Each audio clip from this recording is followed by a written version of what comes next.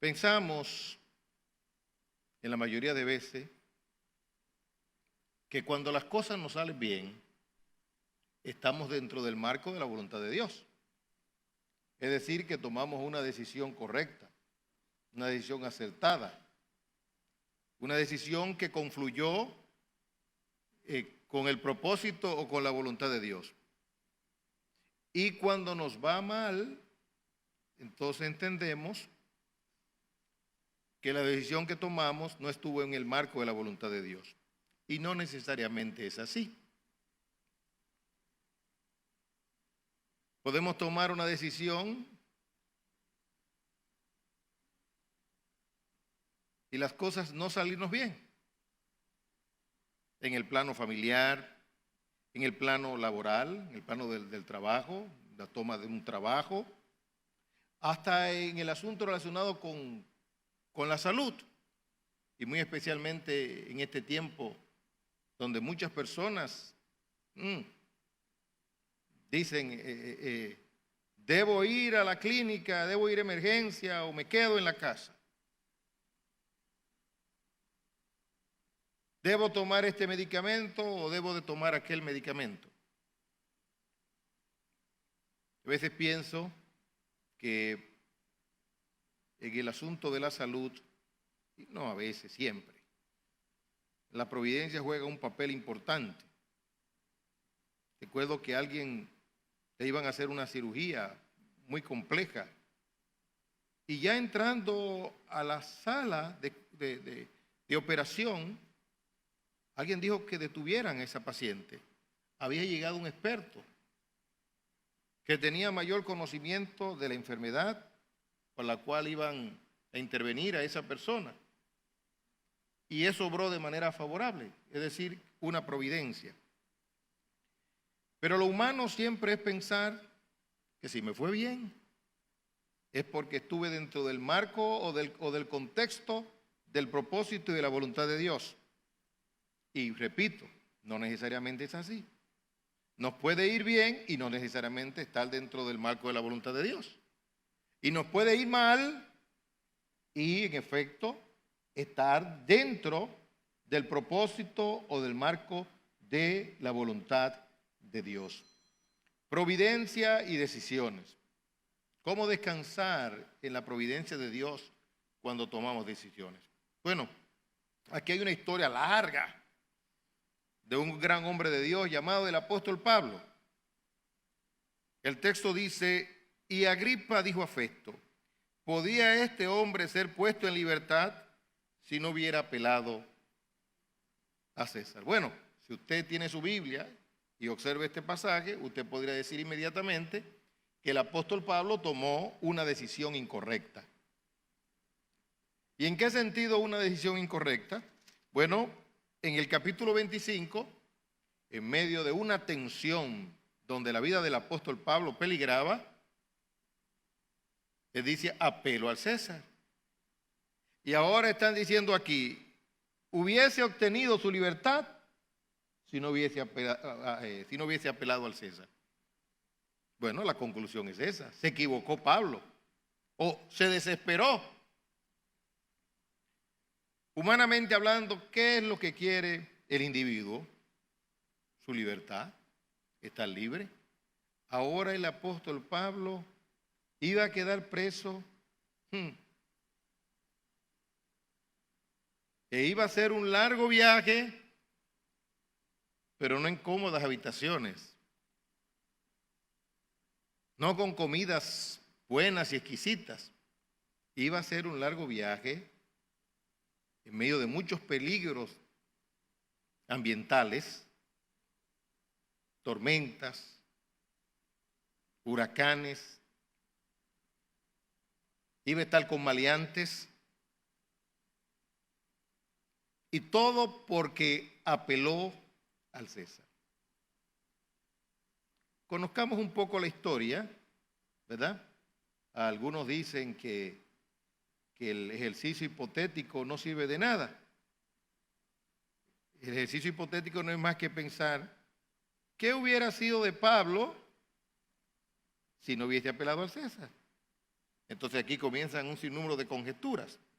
Y todo esto nos va a ayudar para nuestra vida práctica, para tener tranquilidad y para sabiamente aplicar un texto que, por cierto, un texto que está condicionado. Romanos capítulo 8, versículo 28. Y sabemos que a los que aman a Dios, todas las cosas operan para bien. Esto es a lo que conforme a su propósito son llamados. Pero miren la condición seguida. Dice, sabemos, estamos persuadidos, convencidos, que a los que aman a Dios, es un asunto interno, aunque se cuantifica, se expresa, se ve, se observa, pero es un asunto interno. Bueno, veamos la historia de Pablo, es larga. ¿Desde dónde comienza? Comienza desde el capítulo 21, versículo 17 del libro de los Hechos. Arresto de Pablo en el templo. La historia es larga, no voy a leer todos los capítulos, voy a sintetizar. Les cuento. Jacobo, junto con otros hombres de Dios, le dice a Pablo que hay un rumor por ahí, que dice el rumor que Pablo es enemigo de la ley, que Pablo es enemigo de Moisés.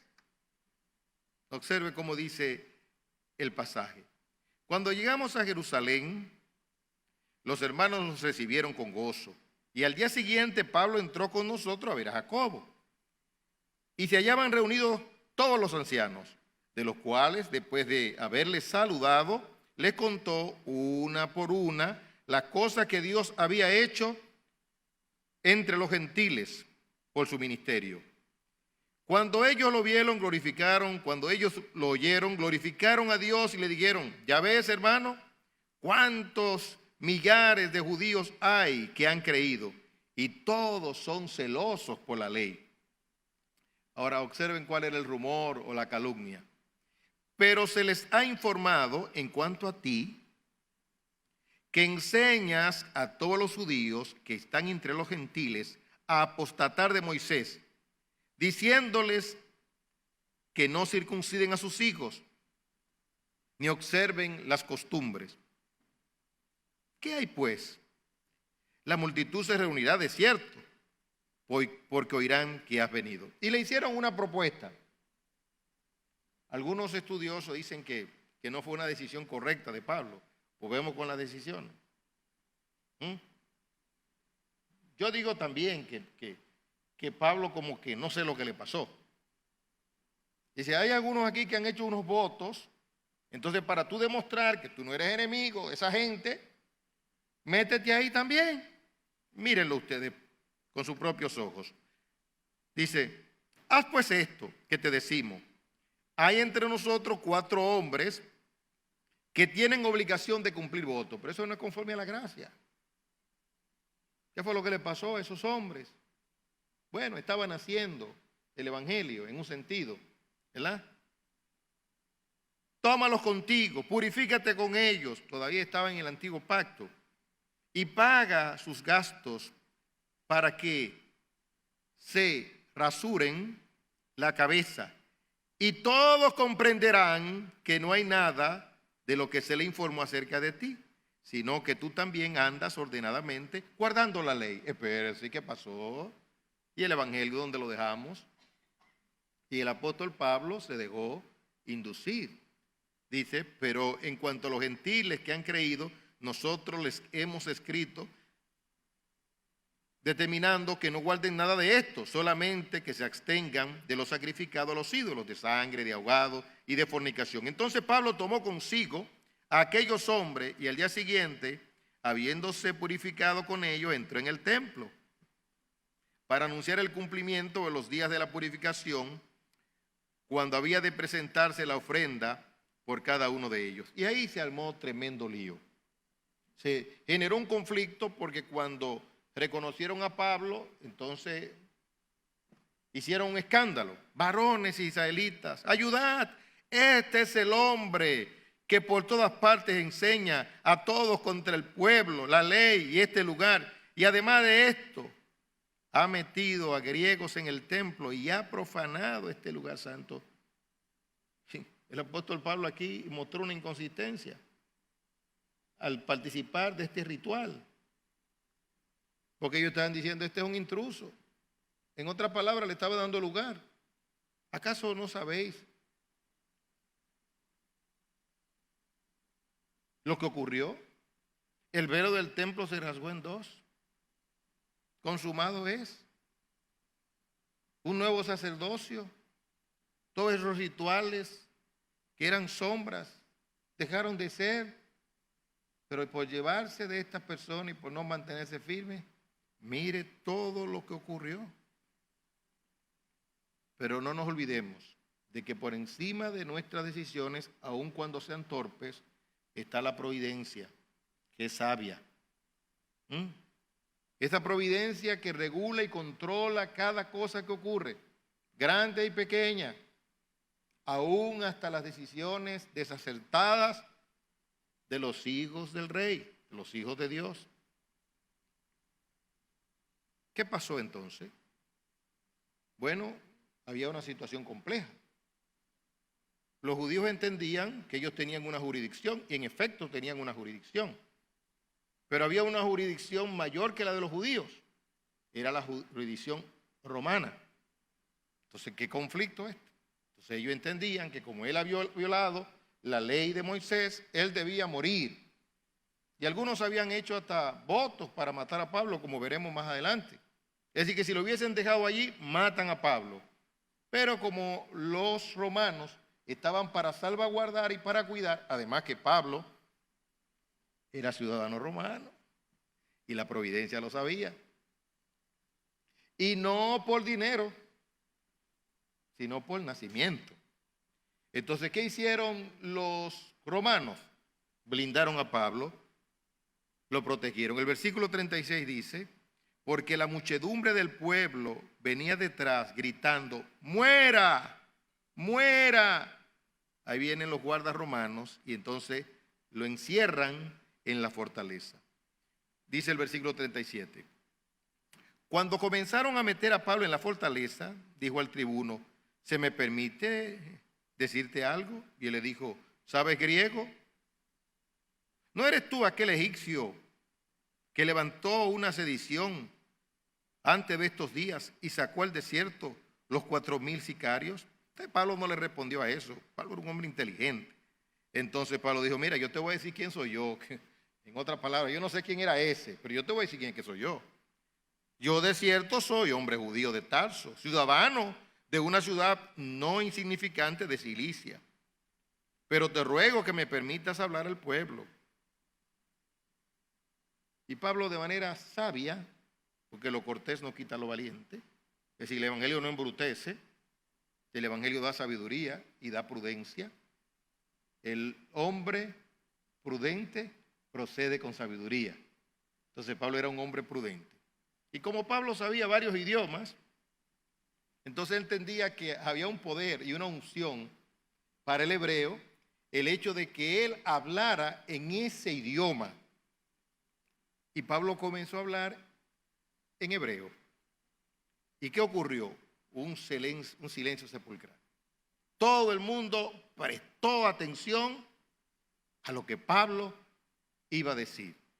Ahí comienza entonces Pablo a predicar el evangelio.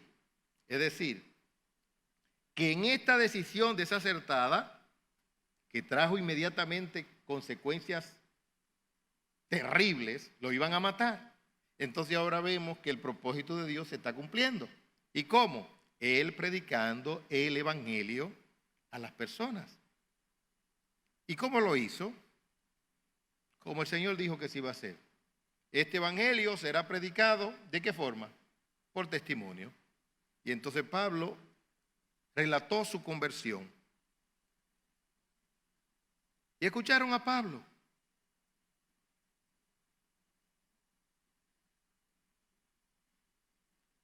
Pero de igual forma no resistieron el evangelio que Pablo estaba predicando. Dice el versículo 22 del capítulo 22. Y le oyeron hasta esta palabra. Entonces alzaron la voz diciendo, quita de la tierra a tal hombre, porque no conviene que viva. Claro, los intereses humanos estaban peligrando.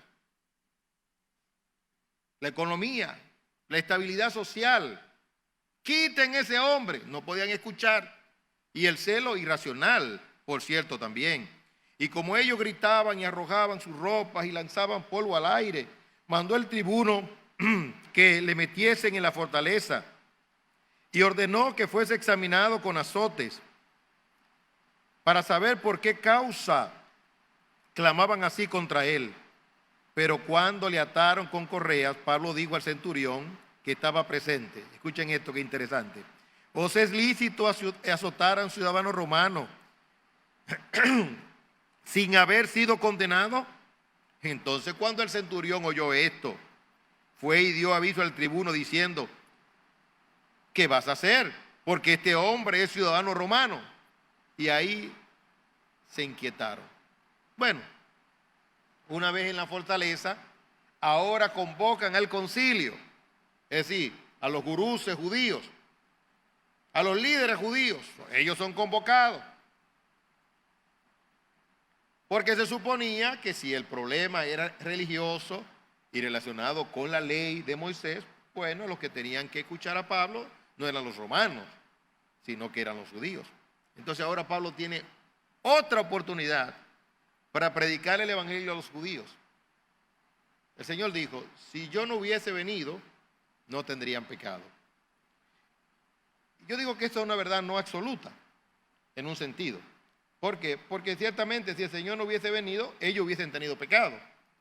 El punto es que la venida del Señor ratifica la maldad. La venida del Señor dice: ustedes ven lo que ustedes sabían, yo se lo estoy diciendo. Ustedes están en falta, ustedes están mal, ustedes están en pecado. Entonces aquí encontramos a Pablo también como un testimonio de Dios para ratificar la maldad. Esa es la benevolencia de Dios. Por eso el predicador no puede cansarse de predicar la palabra. No es solo por los resultados que puedan haber de salvación, sino por un asunto de longanimidad divina y por la paciencia de Dios. Pregunto, ¿cuánto tiempo duró Noé predicando? 120 largos años. 120 largos años. ¿Cuántas personas se convirtieron? Ni una sola. ¿Pero por qué tuvo que predicar tanto? ¿Por qué tuvo que construir un arca? A eso se le conoce en la Biblia, y específicamente en Romanos capítulo 2, la longanimidad de Dios. Es decir, la larga paciencia de Dios que debe conducir a los hombres al arrepentimiento. Bueno, capítulo 23. Entonces Pablo, mirando fijamente al concilio, miren qué escena más dramática, dijo: varones hermanos, yo con toda buena conciencia he vivido delante de Dios hasta el día de hoy. Oiga, solamente dijo eso y mire lo que ocurrió. El sumo sacerdote Ananías ordenó entonces a los que estaban junto a él que le golpearan en la boca. ¿Pero qué cosa mala dijo? Que vivía y estaba viviendo con limpia conciencia. He vivido hasta el día de hoy con limpia conciencia. ¿Y qué fue lo que molestó tanto al diablo? El que podamos tener, o el que Pablo haya podido tener, o hubiese podido tener una limpia conciencia. Parece que le irrita al diablo esto. Que un hijo de Dios tenga una limpia conciencia, que viva con una limpia conciencia. Pero Pablo no se quedó callado. Aquí no sabemos, es la historia. Es la historia. No sabemos qué hacer cuando estamos ante un tribunal, cuando nos ofenden, cuando nos golpean. ¿Qué decir? En el caso de Jesús, él enmudeció. Pero Pablo aquí no enmudeció. Y también aquí hay una situación de conflicto con relación a las diversas interpretaciones. De si Pablo realmente sabía que estaba delante de un sumo sacerdote, o si lo dijo de manera irónica. Observen un momento.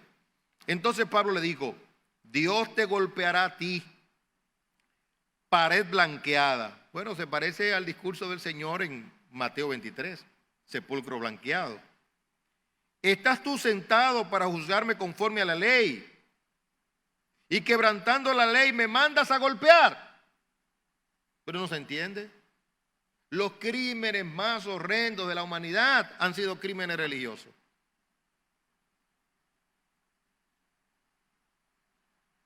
El sumo sacerdote Caifás, en día de reposo, estaba fraguando la mente del Señor, pero tenía que guardar el día de reposo.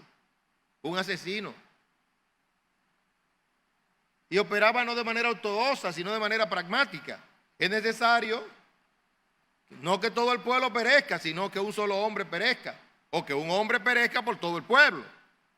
Y entonces dice el Espíritu Santo, precisamente lo dijo porque era sumo sacerdote. Es decir, que hasta el sumo sacerdote lo usó la providencia para cumplir con el propósito divino desde el punto de vista legal. Los que estaban presentes dijeron, al sumo sacerdote de Dios injurias. Oh, qué cosa tan grande. Es decir, el hombre que ha actuado de manera tan vil, insensible, tan injusta, ahora le van a dar el calificativo de el sumo sacerdote de Dios.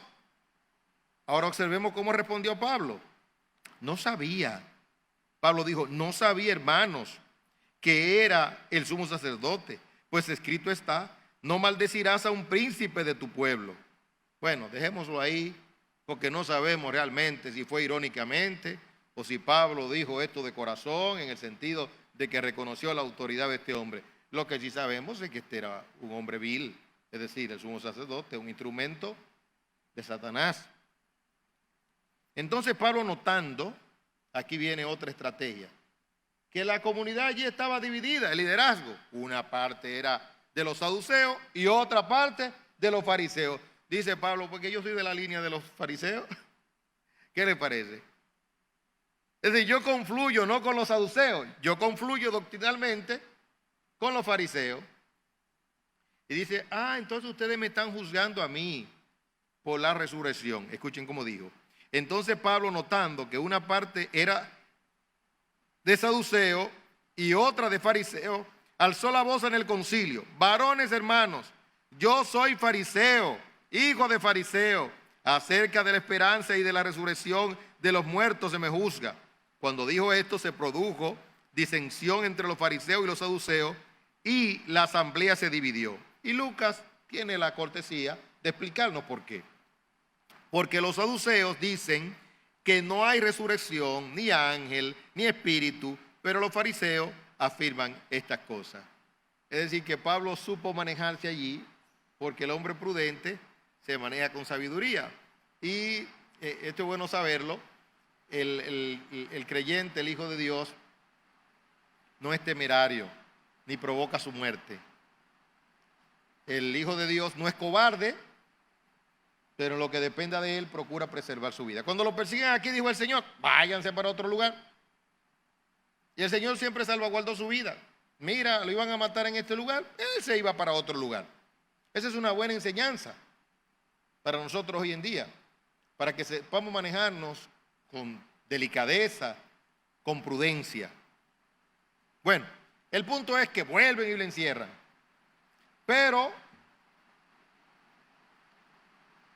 tramaron matarlo cuando saliera. Pero la providencia permitió que un familiar de Pablo supiera de este plan. Ven todas las cosas que han pasado por una sola decisión. Una mala decisión, por cierto, la de meterse en aquel lugar y rasparse la cabeza y hacer voto. Una mala decisión. Miren todas las cosas que están ocurriéndole a Pablo. Yo pregunto, ¿y cuál era la conciencia de Pablo en todo este proceso? Porque nosotros vemos la historia acabada, pero en cada instante, bueno, bien podemos decir que Pablo era un hombre temeroso de Dios, y así como José, Dios estaba con Pablo.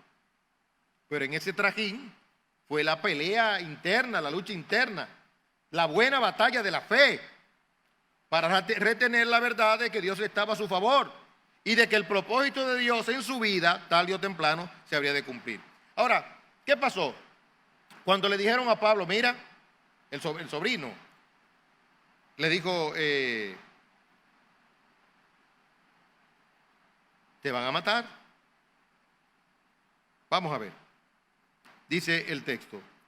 Venido el día, algunos de los judíos tramaron un complot, versículo 12, y se juramentaron bajo maldición diciendo que no comerían ni beberían hasta que hubiesen dado muerte a Pablo.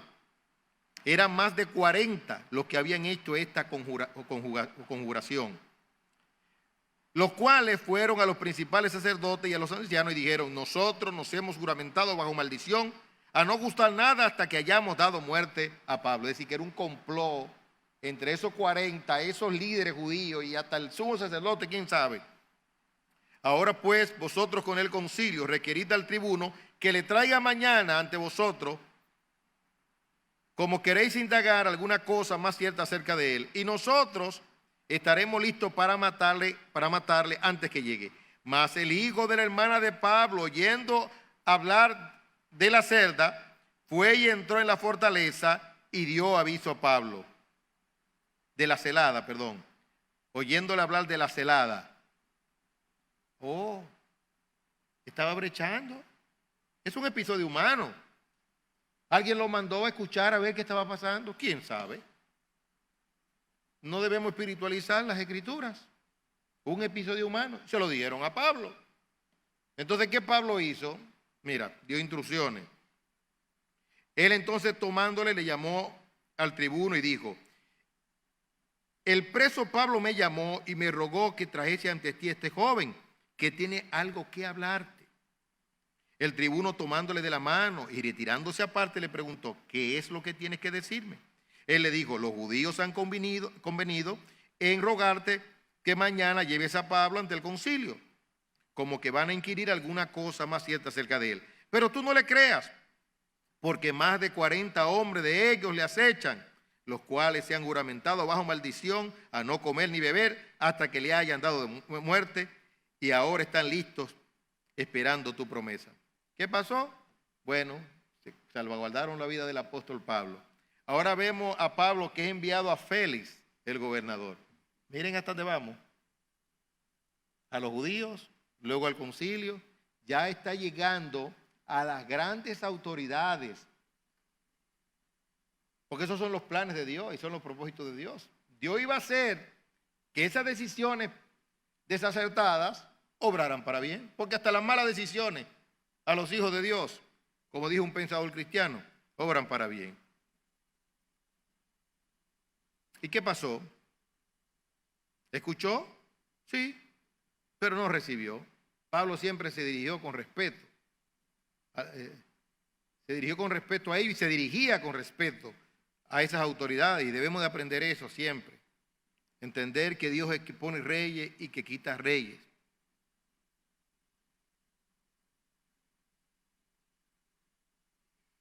Dice el versículo 32. Y al día siguiente, dejando a los jinetes que fuesen con él, volvieron a la fortaleza. Cuando aquellos llegaron a Cesarea y dieron la carta al gobernador, presentaron también a Pablo delante de él. Y el gobernador, leída la carta, preguntó de qué provincia era, y habiendo entendido que era de Cilicia, le dijo: te oiré cuando vengan tus acusadores, y mandó que los custodiasen en el pretorio de Herodes. Ahora vemos a Pablo teniendo la oportunidad de presentar defensa. Versículo 27. Pero al cabo de 2 años recibió Félix por sucesor a Porcio Festo, y queriendo Félix congraciarse con los judíos, dejó preso a Pablo. Es decir, que duró un buen tiempecito ahí, preso. Una mala decisión. No sabemos cuántos ganó Pablo para Cristo en la prisión. Ahora esta escena que viene es interesante. Pablo apela a César. ¿Y por qué? Dice: bueno, pero vamos que sea el concilio que te juzgue, Pablo. Vuelven otra vez con el punto. Dice: pero es que yo no he hecho nada malo, yo no he violado la ley, yo no he hecho nada. Es decir, yo quiero que sea la jurisdicción que me corresponde. Yo apelo a César. Es decir, que lo iban a llevar a Roma. Dice el versículo 11 del capítulo 25. Porque si algún agravio o cosa alguna digna de muerte he hecho, me rehúso morir. Pero si nada hay de las cosas de que esto me acusan, nadie puede entregarme a ellos. Apelo a César. a César apelo. Entonces Festo, habiendo hablado con el consejo, respondió, a César has apelado, a César irás. Entonces luego encontramos que Festo no se queda tranquilo y como estaba por allí Agripa y precisamente Eunice, no sabemos la dimensión de esto, porque Eunice al parecer tenía una influencia sobre Agripa. Entonces le pareció bien a Festo presentarle a Pablo. Oh, qué interesante. Pablo ya tenía información de quién era Agripa, tenía información de quién era Berenice y tenía información también de quién era Festo. Qué importante conocer el auditorio cuando vamos a presentar la palabra. No, presentamos el evangelio. Recuerde el texto, el hombre sabio, el hombre prudente procede con sabiduría. Es decir, el hecho de que sea dirigido por el Espíritu Santo, que fuera dirigido por el Espíritu Santo, lleno del Espíritu Santo, no quitaba el conocimiento que él podía tener y que de hecho tenía de su auditorio. ¿Y cómo comenzó su discurso? Tratando de ganar sus afectos. Empatía. Empatía.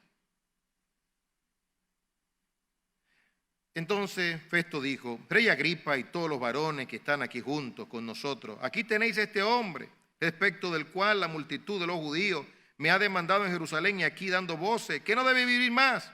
Pero yo, hallando que ninguna cosa digna de muerte ha hecho, y como él mismo apeló a Augusto, he determinado enviarle a él. Como no tengo cosa cierta que escribir a mi señor, le he traído ante vosotros, y mayormente a ti, oh rey Agripa, para que después de examinarle tenga yo que escribir. Es decir, en otra palabra, ayúdame. Pues este es un caso como que está complejo. Ayúdame tú. El Espíritu Santo operando para que Agripa y Berenice escucharan el evangelio. Porque me parece fuera de razón enviar un preso y no informar de los cargos que hay en su contra. Es decir, contrario a lo que algunos pensaban, que en aquel tiempo como que era una anarquía, no. El derecho romano, un derecho exquisito. Todavía los abogados tienen que estudiar el derecho romano, que procuraba preservar la dignidad humana y sobre todo y muy especialmente la dignidad del ciudadano romano. Era una mezcla entre la filosofía griega y la practicidad o el aspecto pragmático de los romanos. Capítulo 26. Entonces Agripa dijo a Pablo, se te permite hablar por ti mismo. Pablo entonces, extendiendo la mano, comenzó así su defensa. Miren ahora, miren la empatía. Miren cuánta inteligencia. Me tengo por dichoso, oh rey Agripa, de que haya de defenderme hoy delante de ti de todas las cosas de que soy acusado por los judíos, mayormente porque tú conoces todas las costumbres y cuestiones que hay entre los judíos, por lo cual te ruego que me oigas con paciencia, porque el discurso iba a ser largo. Vida anterior de Pablo, Pablo el perseguidor, Pablo relata su conversión, Pablo obedeció a la visión. Ahora miren lo que pasó. Diciendo él estas cosas en su defensa, Festo no se contuvo. Festo a gran voz dijo, estás loco, Pablo, las muchas letras te vuelven loco. Los demonios que habían en ese individuo se revoltearon. Algo pasó cuando el evangelio es predicado. Mire, las cosas no quedan como estaban. Hay movimiento. O la gente se convierte, o la gente odia. O la gente dice, casi estuve a punto de convertirme.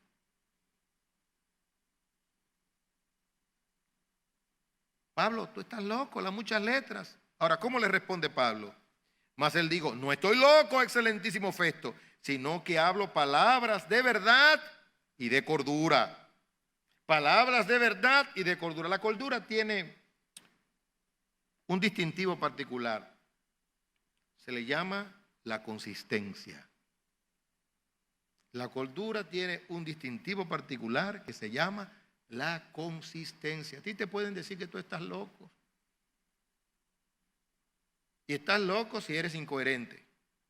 Estás loco si eres inconsistente conceptualmente hablando. Pero si eres consistente, si eres coherente, no es en ti que está la locura. Mirad bien no solamente cómo habláis, sino mirad bien cómo oís. Pero no quedó ahí.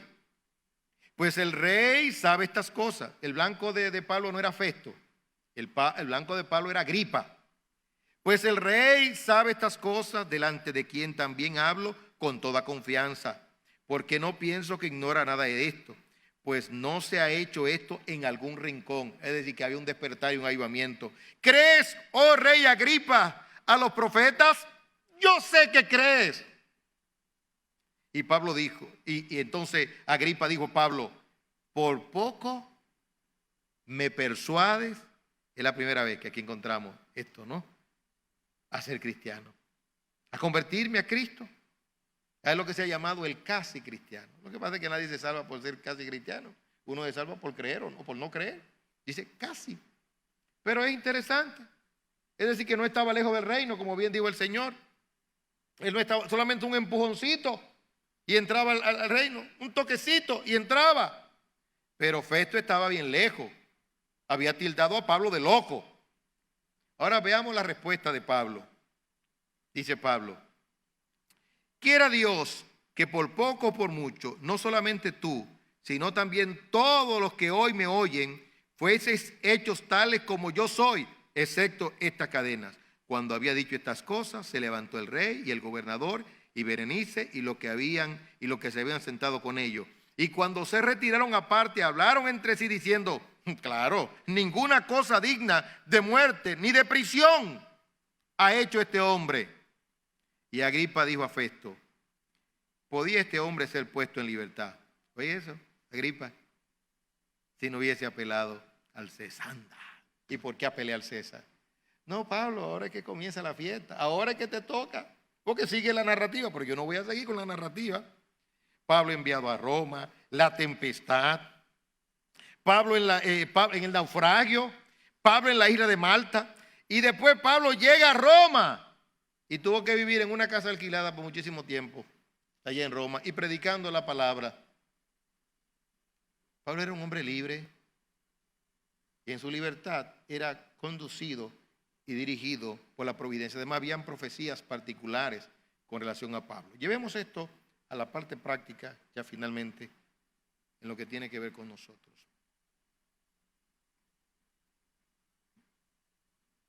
No te inquietes. Cuando no sepas descifrar si escogiste mal o escogiste bien, no te inquietes por eso. Inquiétate por tu integridad. Inquiétate por el hecho de si tu corazón es recto para con Dios o no.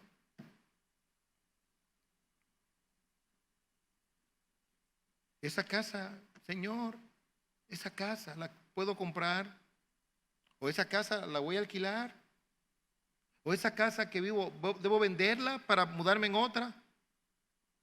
Y después que lo hiciste, oraste al Señor, dice, anda, ¿qué pasó?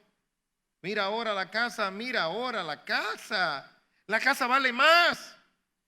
Pero oraste, Dios no está en control. Oraste por un empleo. No fue lo que tú esperabas. Tú esperabas la gloria de Dios porque tú entendiste que si Dios respondía, iba a estar todo bien. No, entraste a un lugar lleno de conflictos. Preocúpate más que por los conflictos. De en medio de esos conflictos, estar dentro del marco de la voluntad de Dios. Nosotros estamos viviendo una experiencia como iglesia. Y todas las iglesias la están viviendo. En Nueva York, por ejemplo, hubo un caso de un pastor que cuando lo sacaron de la casa, en un 911, el pastor le dijo a la esposa, oh, ¿por qué no me llevé de ti? Él entendió que había tomado una mala decisión. Y alguien dirá, parece que sí, fue una mala decisión porque murió. Sí, pero es que su historia no está concluida. Aunque haya muerto, mire donde yo lo estoy mencionando. Y lo he mencionado como 10 veces. Porque la historia de un hijo de Dios no termina cuando él muere. Esa expresión de ese pastor es sintomática en sentido positivo. Es un pastor humilde. En vez de recriminar, en vez de tener palabras inadecuadas, no, hubo un lamento. Él entendió, pude haberlo evitado. Y a lo mejor es un rayo de luz, un faro de prudencia y de preservación. Pero no fue que pecó. Porque él no dijo, oh mi amor, si te hubiese escuchado no estaba en ese lugar de pecado. No. ¿Quién sabe si era visitando a los hermanos? Hoy en día dice, pastores están muriendo porque, ¿por qué? Si es en la obra de Dios y están muriendo, bien muertos están. Bien muertos estamos si morimos o partimos así. Nuestra historia no está concluida porque Dios no es un Dios de muertos, Dios es un Dios de vivos. Es el Dios de Abraham, de Isaac y de Jacob. Pero en nuestra iglesia hemos vivido experiencias maravillosas. Ayer salió uno de nuestros oficiales, salió con una sonrisa de cuidados intensivos para su casa.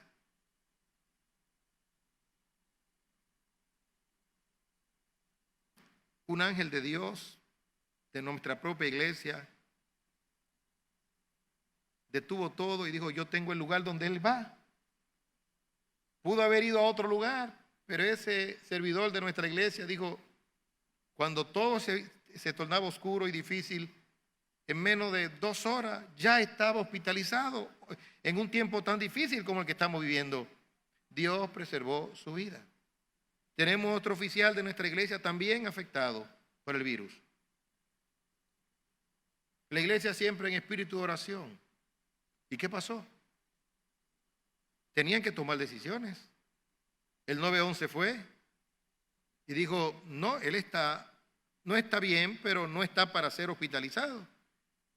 Pero los síntomas y su situación física y psicológica, emocional, le creaban una presión para que lo llevaran a emergencia. Pero a esa hora, a las 12 de la noche o algo así, 10, 12, no sé. Pero decidieron quedarse, fue una decisión. ¿Y qué hicieron? Bueno, aplicaron ciertos métodos médicos, bajaron la fiebre y Dios le concedió sueño y al otro día amaneció con un semblante diferente. Si hubiese ido al hospital, a lo mejor muere. A lo mejor muere. Lo importante es que el corazón nuestro en esta circunstancia sea recto para con Dios. Y Dios va a hacer que sea nuestra vida o nuestra muerte, Él le glorifique. Dios pesa mi corazón, pésalo, pésalo, pésalo. Y que no sea yo hallado falto. Pesa mi corazón es tuyo. El corazón del apóstol Pablo era de Dios. Finalmente, el nombre de Dios fue exaltado. Y eso es lo que queremos en esta tierra, que el nombre de Dios sea exaltado. Amigo mío que me estás viendo, que me estás escuchando, ponte en las manos de Dios ante tantas decisiones que debes tomar en la vida, como todos debemos de tomar decisiones.